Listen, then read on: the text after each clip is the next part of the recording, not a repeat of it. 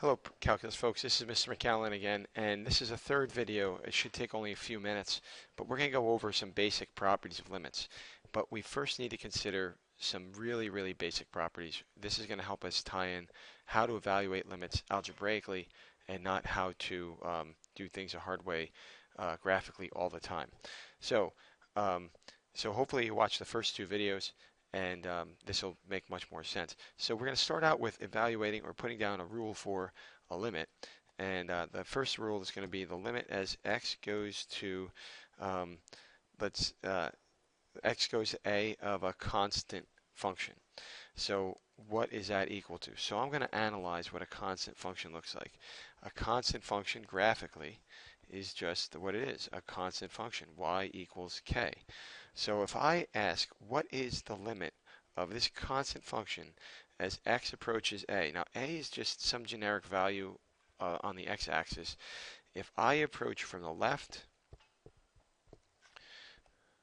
and I approach from the right of a constant function, hopefully it's easy to see that as you approach from the left and the right, the value of the function as you approach k is equal to k.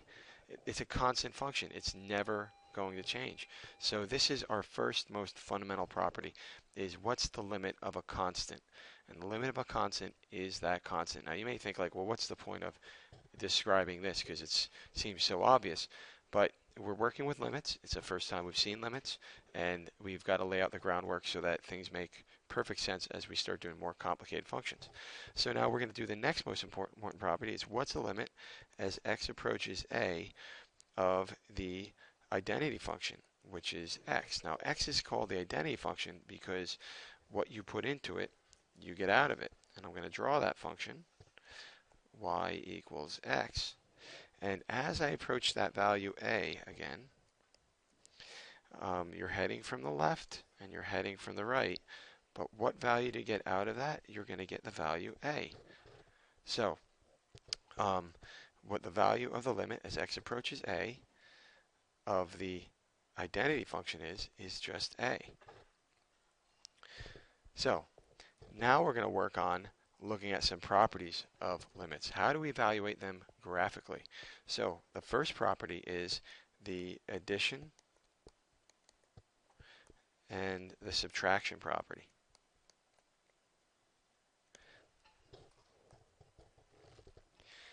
If I ask you to find the limit as x approaches a of f of x plus g of x, then that's equal to, you can break these limits up into just finding the limit of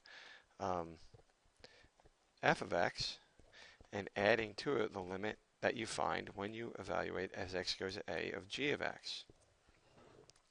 The same thing applies if it's in subtraction. So if you do the limit as f of x minus g of x, it's just going to be the limit of f of x minus the limit of g of x. These are both called the sum and difference rules for limits. The product rule is very similar.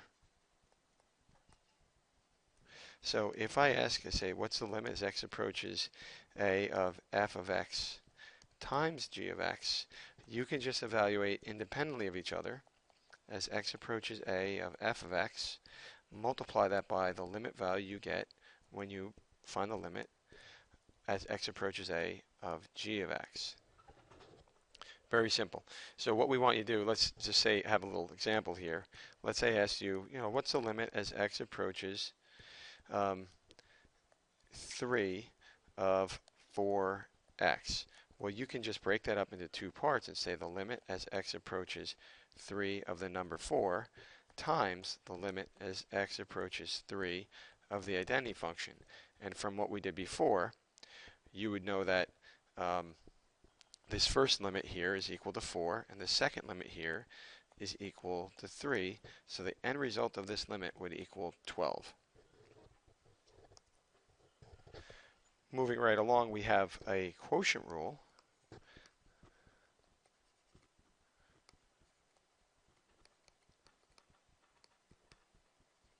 And that's the limit as x approaches a of f of x divided by g of x.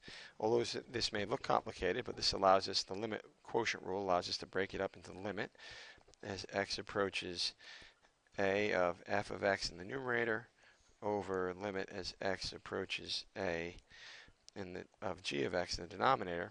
And what this helps you do is, if I gave you, as an example, the limit as x approaches 3 of 4x over x squared, then you would be able to do the limit as x approaches 3 of 4x and divide it by the limit as x approaches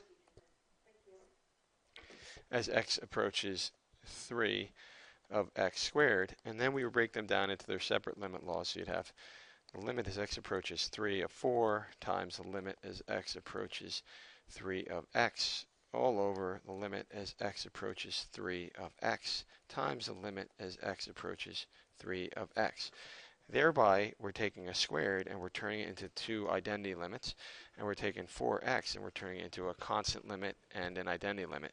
So this turns out to be a nice, easy limit evaluation of, we'll end up getting 12 on the top, and on the bottom we'll end up getting 9. So that's how we would evaluate that limit. So I have an example problem for you to try where we break this down. So I'd like you to write it down, and then after you give it a try and try to break it up, I'll show the answer.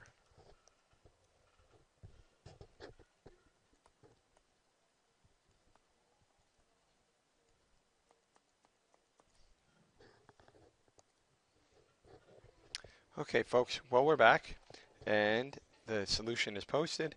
So what we first did was we broke our limit down. We broke up the subtraction and the addition, and then we broke up the individual limits into their parts by using the product rule. So you see how I have the limit of 5, limit of x, the limit of x, the limit of x. Seems redundant. Then in the next one, we broke down this squared as a limit product, and we had the limit of 1 for a constant limit. And if you look down below, we just evaluated each individual limit. So we had 5, c, c, and c. That made 5c cubed. We had c times c from the second part, which made c squared. And then we had the negative 1. So hopefully this has helped you understand how to use the limit laws. And maybe you're thinking of a shortcut that we could discuss in class tomorrow. Anyway, I look forward to hearing your comments. And make sure you fill out the Google form to receive full credit for watching these sets of lessons.